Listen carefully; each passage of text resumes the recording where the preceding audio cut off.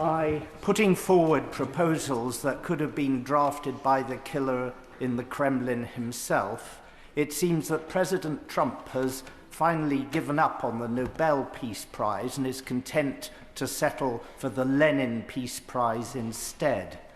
Does the government share my concern at the remarks, admittedly aspirational, by the US ambassador to NATO that his long-term hope would be to see Germany take over America's role at the heart of the alliance? Doesn't that betray the decades of peace after the Second World War that NATO was created to preserve? Minister. Madam Speaker, I'm not familiar with the Lenin Peace Prize. I'll Google it afterwards. I've been clear on the position. I've been clear on the basis of negotiations. Clearly, it is for Ukraine, as a sovereign nation, to determine the position that it takes in negotiations.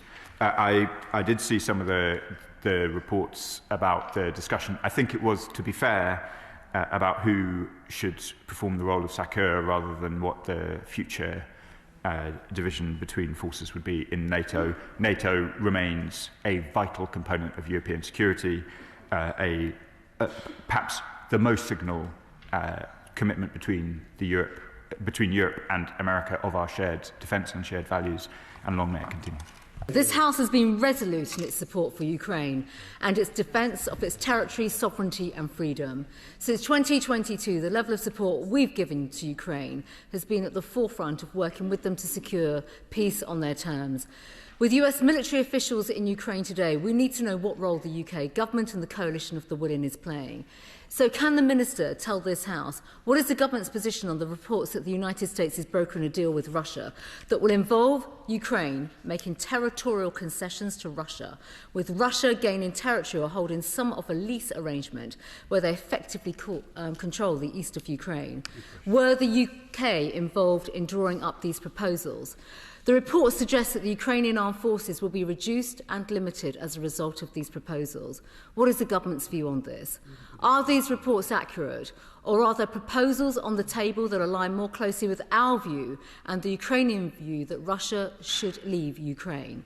Can the Minister give an update on the steps being taken to pressure Russia and its economy?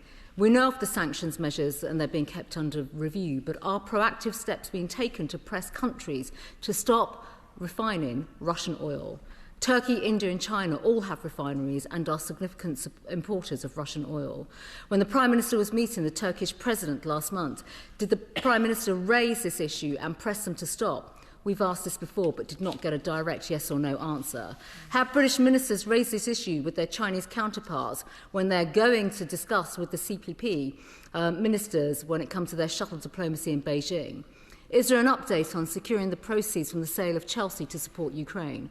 And finally, Madam Deputy Speaker, today is World Children's Day, and our thoughts are with the reported 20,000 Ukrainian children abducted by Putin.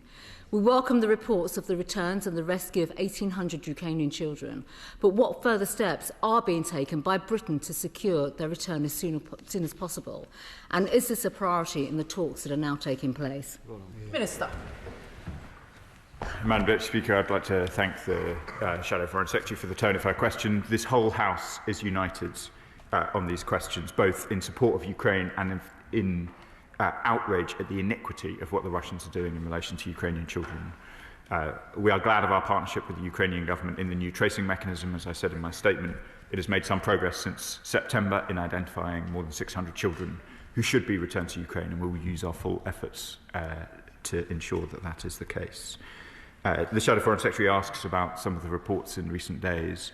She will, I'm sure, have seen the US Secretary of State's statement this morning, in which he indicates that there are a range of ideas that are being discussed. Of course, the Foreign Secretary is in direct and regular discussions with the US Secretary of State and made an important statement last week at the G7 in relation to these questions. That statement reiterated that an immediate ceasefire is urgently needed. We should be clear.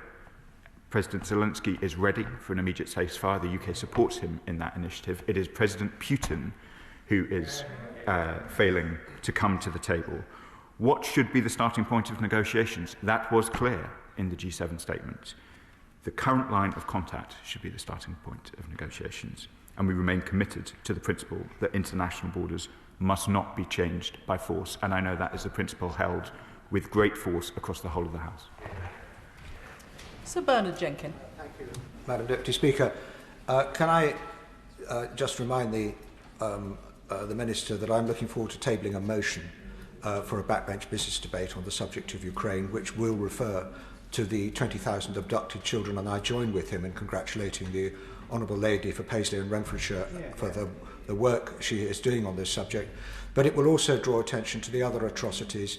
Just this week we welcomed 2 former Ukrainian prisoners of war who had been held and tortured by the Russians completely without regard to the Geneva Conventions for prisoners of war, because the Russians, of course, fabricate this narrative that they're not at war in Ukraine, they are conducting some special military operation.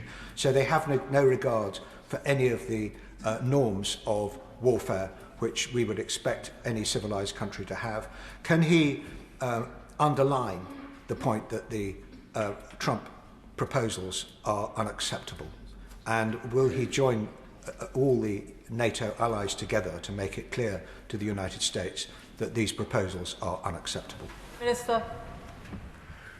Madam Speaker, I thank the honourable gentleman for his question, and I'll ensure that the Minister for Europe is aware of his proposals in relation to further discussions in this House on these very important questions. He is right to draw a line, to draw attention to the clearly preposterous Russian position that they are engaged in an operation rather than a war. I am less well versed in military matters than the Minister for Armed Forces, but this is clearly not an operation. Some years in, thousands upon thousands of casualties of men, women and children in, and a very significant loss to Russian forces even over the last month. He asked about our position in relation to some of the media speculation. He'll understand why I'm reluctant to be drawn in great detail. I can point him to the very clear statement from the G7 last week, and indeed to the latest comments from the US Secretary of State this morning. Deputy Speaker, to ask the Secretary of State for the FCDO if she'll make a statement on the future on the war in Ukraine and the forcible removal of children to Russia. Minister. Russia's assault on Ukraine is an unprovoked, premeditated and barbaric attack on a sovereign, democratic state. For over 3 years, Ukrainians have defended their country with courage and a fierce determination to defend the shared values that we cherish. President Putin continues to intensify missiles and drone attacks into Ukrainian cities, which continue to kill civilians, including children, and damage vital civilian infrastructure. President Putin is also taking children from their families. Almost 20,000 Ukrainian children have been forcibly deported to Russia or Russian temporarily controlled territory by Russian authorities. We are closely engaged with Ukraine and our international partners to ensure Ukraine gets the support it needs to defend itself and achieve a just and lasting peace. President Putin has shown no readiness to engage in meaningful peace negotiations. At last week's Foreign Ministers meeting, G7 partners were clear that international borders must not be changed by force. We will also continue to use the full might of our sanctions regime to bear down on the revenues that are funding Putin's war and ratchet up pressure to force him to engage in meaningful talks.